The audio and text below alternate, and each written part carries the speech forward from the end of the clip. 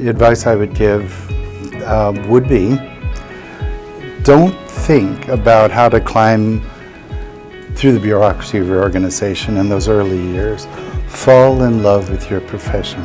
Because if you miss that opportunity, you won't get it again. Once you become a manager, you'll be too caught up in the problems. It's going to be difficult, I would say impossible, to gain the respect of all those that work for you if you haven't been there and you haven't done it and you haven't fallen in love.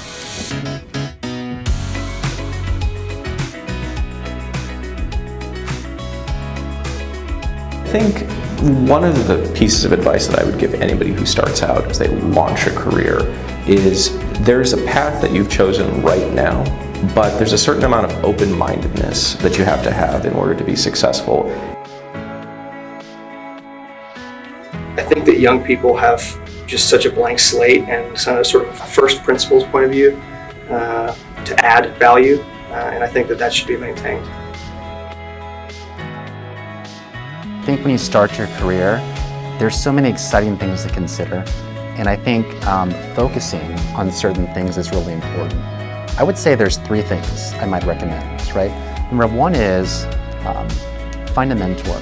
Number 2 is your network, right? Make sure that you have a great network and you know how to manage your network. The 3rd one is understand the kind of functional impact you have, whether it's IT or marketing or something, to the broader business.